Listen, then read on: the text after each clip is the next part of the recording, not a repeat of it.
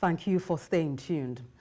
The chairman of the Independent National Electoral Commission, Professor Mahmood Yakubu, says the commission has no power constitutionally to conduct local government elections except in the Federal Capital Territory, FCT.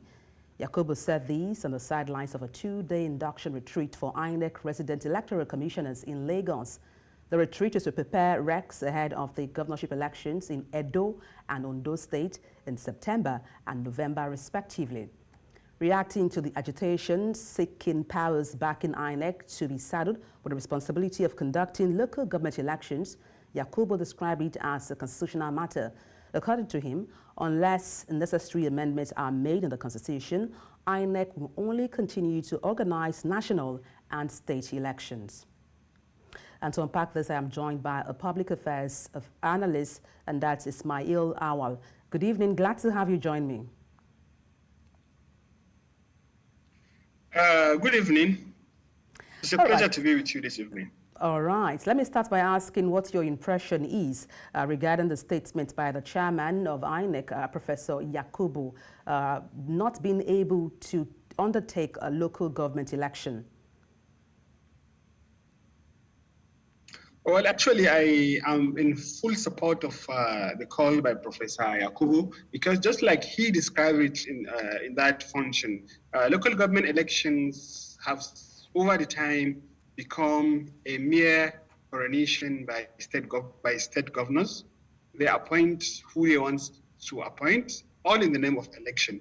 And for us to really, as a nation, to start having a legitimate election in local government areas, it's a very serious need, and it's high time we have that constitutional amendment for INEC to be conducting the local government election, because it's an fact. Of course, INEC have their own shortcomings and mistakes, but I believe if that mandate will be transferred fully to the Independent National Electoral Commission, then some of the errors or that mere coronation will at least change to elections in some part of the country. Of course, the politicians will try to manipulate the process, but I think the call for the transfer of mandate to the INEC is coming even late. You talked about the need for the Constitution to be amended to enable INEC undertake local government elections. Now, if that is done, I mean, what's the impact? What would that mean for other political parties within the state? What are the pros we're looking at in case such amendment is made to the Constitution?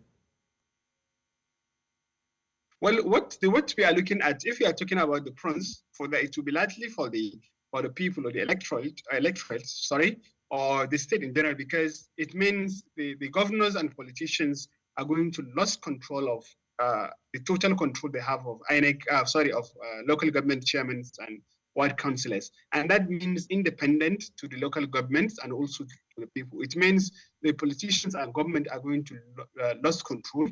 And when they lose control, it means largely they are going to also have, they are not also going to have controls of the funds that are sent directly into the local government's account. So it is a plus generally for people because, local governments are closer to the electorate than the state or federal government. So it means if the local governments got their freedom back, it means common men that are living inside communities, basic communities, are going to benefit surely from democracy better than they are benefiting nowadays.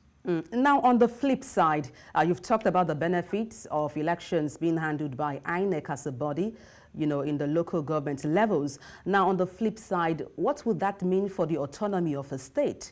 What are the disadvantages?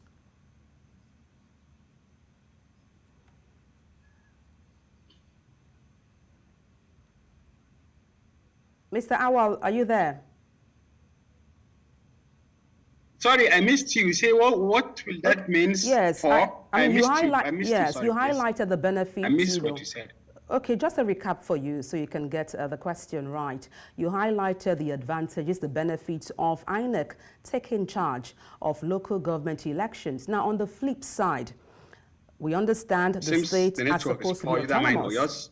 Yeah, so on the flip side now, what would that mean for the autonomy of the state? Disadvantages of them, not being the one to undertake or conduct local government elections.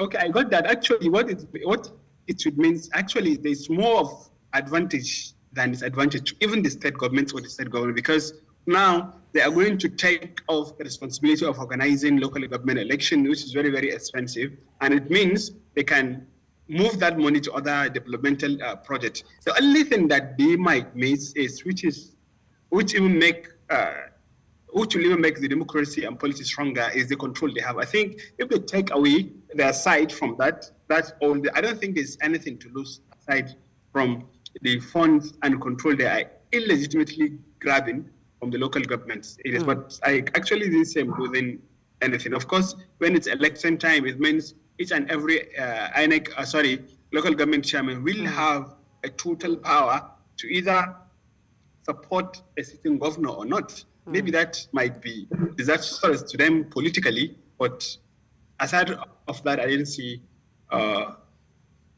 any disadvantage for state governors. Well, I know yes, I know we're talking about local government elections, but then what would be your recommendation to INEC? We have governorship elections coming up in Edo State and Ondo State, in September and November respectively. So what's your advice to INEC as they prepare for these upcoming elections? Well, actually, INEC is a very, very experienced institution. Of course, they have their shortcomings, but I will advise that they should try and be neutral as they are on many instances, and they should not side with any politician.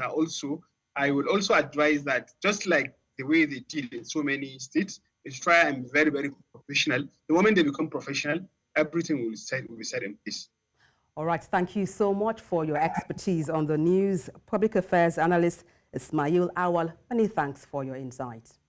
Thank you for having me.